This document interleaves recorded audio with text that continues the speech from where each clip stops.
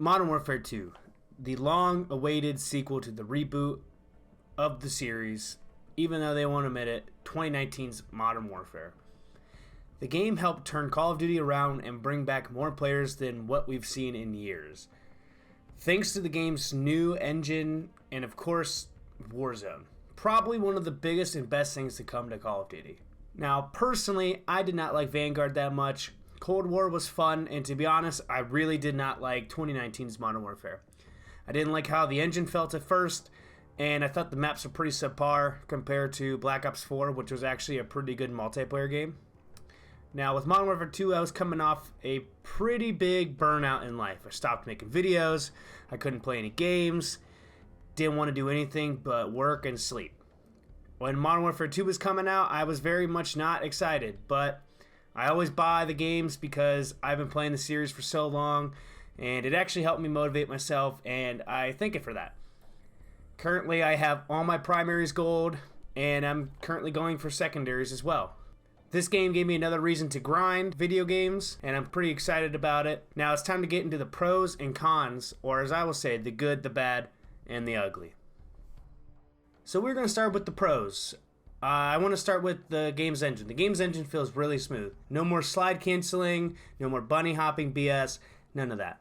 They brought back dolphin diving, and the gunplay is pretty smooth. And overall, the game looks really good. The guns are pretty balanced across the weapon class, not so much one weapon class against the other. Example, if you use a Fennec against an M4 at close to medium range, the Fennec will probably win. That gun's ridiculously overpowered. The game dropped with the campaign first and dropped early for all who pre-ordered, which is cool for big fans of the series and enjoyers of the campaign, as well as it gets the game's hype up even more.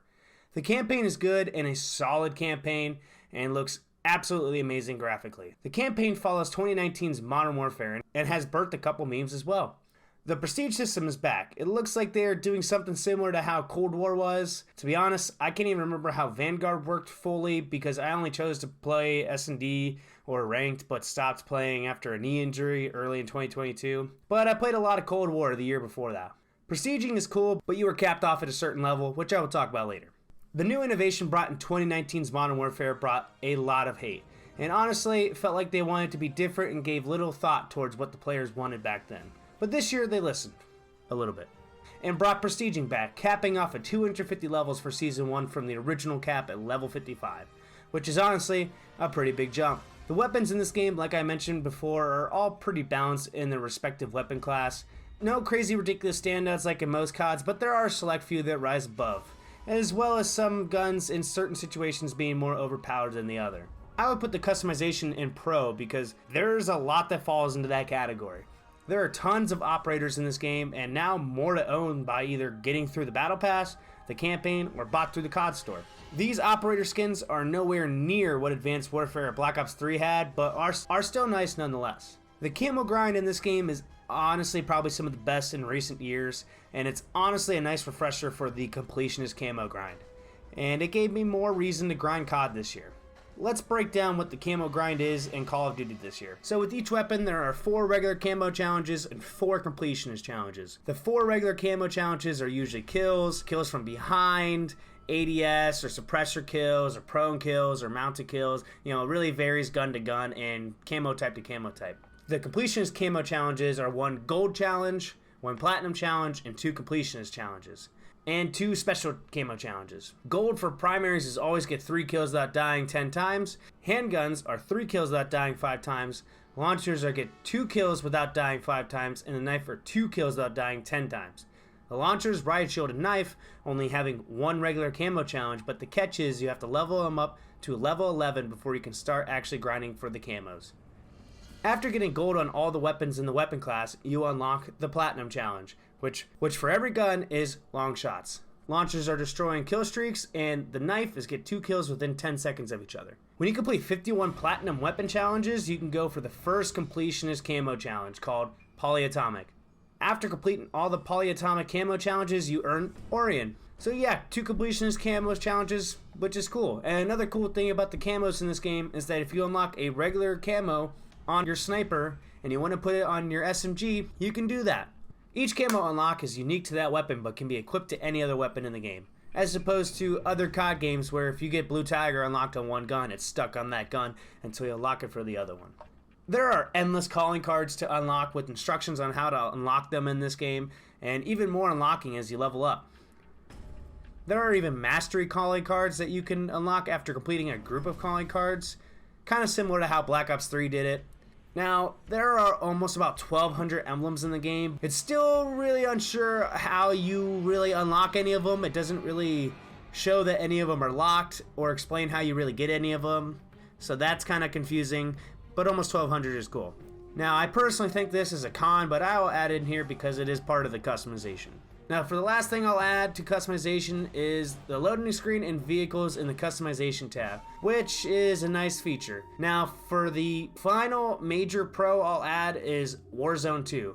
Now, I think Warzone 2 has its issues, which I will get into later, and even though it came late, I still think it's a great time and tons of fun and replayability.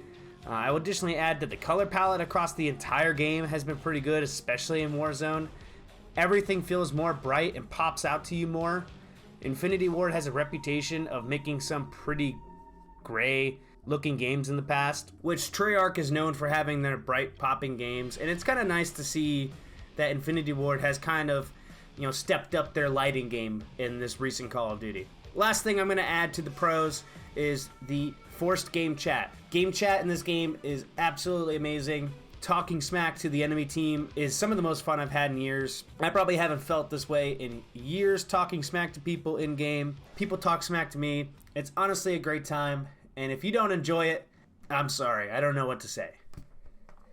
Alright, so getting into the cons, this game kind of has a lot wrong with it. And I mean a lot. Let's start with the launch of the game. Crash, crash, crash. No, not that crash. This kind of crash. The game had more crashes on launch than I had in 2 years of COD. Day one, you could not play with your friends almost at all. I believe if there was more than 2 people in your party, you could just not find a match. Now, I can't speak for a full party of 6, but I think on launch I was playing with about 3 friends, so it's a total of 4 for about 6 hours, and we maybe got 3 games in. We had to spend a lot of time playing solo, or with 2 people. Really tough launch for a game with good sales. But I believe it was fixed the next day. Now, I want to talk about some of the maps. These maps are the worst maps I have ever played on a launch of Call of Duty. Ever. I have been buying Call of Duty at midnight since Black Ops 1. I have never played more worst maps on launch in my entire life. And it needs to be brought up. It's weird because almost all the maps are 3-lane maps. Those maps can tend to lead to great maps if they are designed correctly. I mean, look at Raid. As one of the best maps of all time. But sometimes it feels like these 3-lane maps are almost played in the opposite way of the 3 lanes. Embassy is a really, really good example of this. It kind of just feels like the game is kind of clustered and spawns don't really make that much sense, and it's only played on really one side of the map. Every map is a place of interest in Warzone, which is honestly kind of lazy, yet from a design choice, it's pretty smart. But this causes the maps to kind of lack in quality. Let me bring up some points I have about some of the maps. Border Crossing. It's a map that shouldn't have gotten through testing. It's a decent idea in theory and unique to the series, but the map is way too linear. Way too linear. Almost all the cars blow up. The spawns are forced to be in the same general area almost every time until the enemy pushes too far, which is really shown in Hardpoint and Headquarters. Tarek. Dear God, this might actually be the worst map in the history of Call of Duty. It just doesn't work, and it doesn't make sense, and there's no real flow to the map. I don't really know. The map just doesn't work. Now, my friend told me it's a remake of a map from like COD 2 or 3, which honestly, cool, but why? I'm pretty sure there were better maps in those games. Also, the game has changed in the almost 20 years it's been around, and those maps just don't work or flow the same as they used to. That's why Slums in Black Ops Cold War really wasn't played as much as Raid was, because sometimes the maps just don't work. The game gets faster, and it's just different. I'm going to try to pronounce this correctly. Zarqwa Hydroelectric. This isn't insanely bad, but the color on the map is okay. The spawns are pretty bad. This map and LO Silo have the same problem, where it can spawn you in the same spot a lot, and no matter what is happening 2 feet in front of you, you kind of just keep spawning there. And this is partially just comes with how the maps are designed and the flow of them and the general spawn system. Now, it may just kind of seem like I'm complaining, but I have watched this series go up and down for years. And this series is really on the come up again, bringing in tons of new players thanks to Warzone, which means that Infinity Ward puts a lot more focus onto its BR mode, which is cool, but there's still a huge amount of people who play only regular multiplayer. Hell, they have a $25 million professional Call of Duty league that they treat like Harry Potter living under the stairs. But we will get to that in a minute. One of the biggest complaints I've seen since the game is launched is the UI. Wow, the UI in this game is just not good. It is abysmal for a video game. Now, I do know that the lead UI designer used to work at Hulu, but it clearly shows that this dude and his team haven't had much video game design experience or video game experience really in their life. It's a lot harder to kind of find where your friends are in this game. They did fix it after season 1 dropped, moving from UI to create a class, which kind of goes hand in hand. Again, I'm just scrolling right to look at 500 attachments in the game, which customization is cool, but not when it's this many attachments, when some of them don't make a difference. Unlocking guns in this game is some of the hardest or dumbest things I've ever seen in a video game. I get that it is unique, but nobody wants to use 90% of the guns. It kind of worked out that the camo grind was a good camo grind, or nobody would be unlocking all these guns. It's kind of pointless to set guns to be unlocked after using guns that you don't care about. Same thing with attachments. It is really, really pointless. I really hope that this goes away in the future and is not a staple in Call of Duty, because nobody wants to use this many guns. Everyone wants to use the same 3 to 4, maybe 5 guns at the absolute most. The perks are kind of weird. You just get 2 perks and earn 2 more in the game, like Specialists in MW3 and Ghosts, which was cool then. And I'm glad there's not as many perks like there were in Ghosts, but why not just make it 3 perks and 1 special perk? I'm almost pretty sure this formula has been in CODs before and they worked just fine. Doesn't really make that much sense. I really don't know what happened to the motto, simplicity is key, in most scenarios. I do think in graphic design fashion, they need to kind of bring back logos that kind of just pop and not something that looks like it took them 5 minutes. But that's a conversation for another day. This is a video game we're talking about.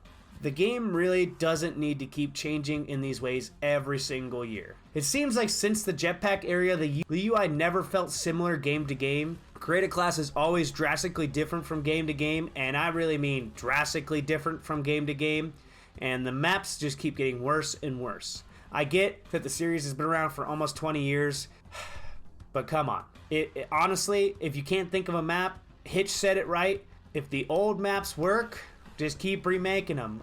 I do know that I mentioned earlier that some of the older ones might not work, but bring in a couple more modern ones. It's really not that hard. Now, I really don't know how much of this is a pushback from Activision themselves, because I know they probably do give a lot of pushback, or it's just these companies kind of running out of ideas or just not caring.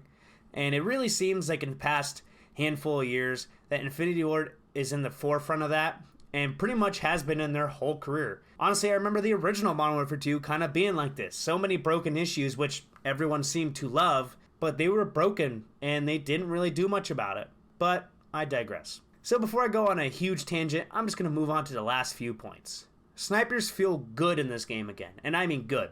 Almost a little too good. The aiming speed can be really fast, and honestly, it feels like running into a sniper in this game, no matter the range, you might lose that gunfight. Like, it's really like a 60-40, 75-35 kind of ordeal. The prestige system for Call of Duty for the past few years has been insanely weird. Black Ops 4 was the last COD to have traditional prestiging, like prestige 1 to 10 to 1,000 levels. Yes, I know they have seasons now, and people would probably just stop playing if they went above level 250 because they would get max and be done, which is very true. The prestige system currently goes as follows. The max base level is 55, first prestige is level 56, and every 50 levels is a prestige.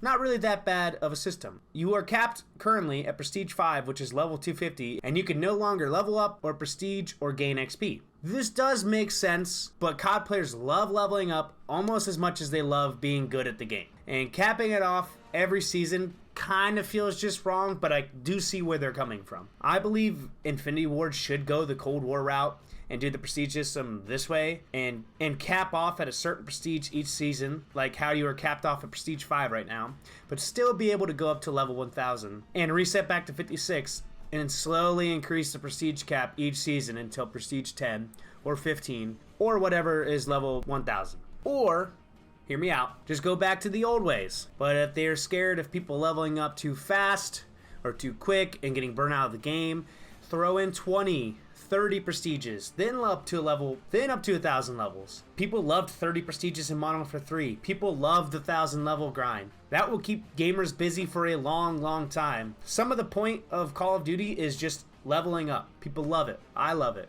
Scump loves it. Your mom loves it. Everyone loves it. As long as you get some cool rewards, I'm all game for it.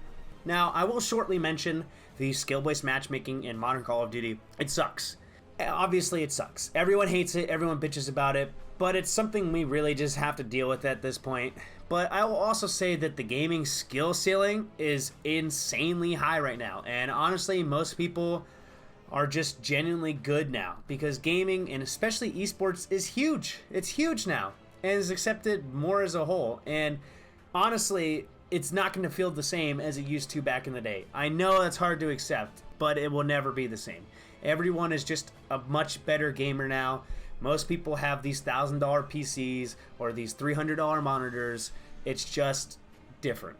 And speaking of esports, one of the most underrated esports, in my opinion, and one of the most wild esports is Call of Duty. With the soft reboot of the Call of Duty series in 2019, Activision went the Overwatch route with their league with Call of Duty and decided franchising was a good idea.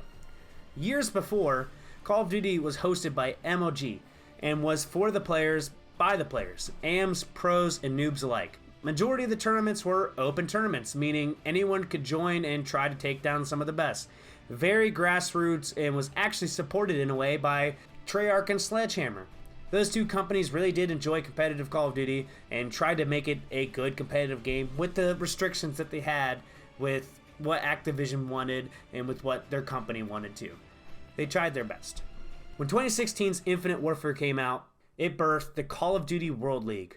Prior to this, Black Ops 3 Call of Duty League was ran by, if I'm not mistaken, ESL, with some MOG events dabbled here and there. Now, the Call of Duty World League, or CWL for short, was ran by MLG, who was at the time owned by Activision Blizzard, which saw MLG running almost strictly Call of Duty events. This began Activision's real hand in Call of Duty esports. Now, I will mention that they did participate by throwing the biggest tournament of the year, Call of Duty Champs, but that's a topic for a whole another video.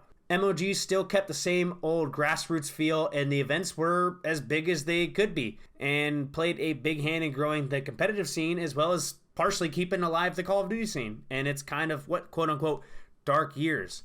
When franchising came to Call of Duty, it not only killed MOG entirely, literally, but stuck a dagger into the amateur scene. Now, I do know at first it kind of wasn't really like that. There were open events before COVID, but it just really wasn't the same. There are 12 teams in the Call of Duty League, all with a $25 million buy-in, meaning only 48 pros, 60 at the initial start, actually get to call themselves professional Call of Duty players and actively compete. With the franchising and the $25 million buy-in means there are no more AM teams making dream runs to compete in the league against the best. No more people making their name known after dropping 40 against a pro team in open bracket. It's just harder to come up in the league now. Like I mentioned before, everyone is good, everyone's better, the resources are there, and there's not that much support. There will be no more stories like Simp unless something changes. Simp was pro at 18. Instantly. And he won COD Champs his first year of competing. He did compete online before that, got his name known a little bit, but still, it's a very tough task to defeat. Every year, it kind of just seems like Activision, not so much the other companies, but Activision wants to get this leech that is Call of Duty esports off their back. That's just how it feels. Activision's main focus right now is Warzone and no longer multiplayer. That is focus number 2, maybe even 3. I don't even know. And from a business standpoint, I don't blame them. I really don't. It's making them tons of money and it's bringing in new players. That's awesome. Warzone does have its connection issues, its frame rate issues, its lag. It's not enough players sometimes, and even a poor gulag. And Activision will do everything in their power to fix it over certain multiplayer issues. But that's just how the cookie crumbles. In conclusion, Modern Warfare 2 is not a bad game. It's a good game and a really fun game that has a lot of things that fail it. I would be willing to look past some of these major issues in this game if the multiplayer maps were better.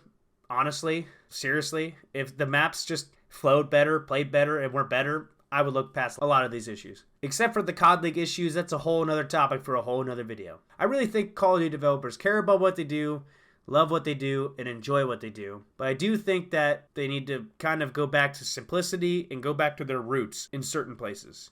Warzone is a ton of fun. Call of Duty to me is a lot of fun again too. I have been playing Call of Duty since World at War, and all I want for it to do is succeed. The game has turned a new leaf in the last few years and has really started to succeed again. And maybe, just maybe, one day we will see a remaster of the original Modern Warfare 2.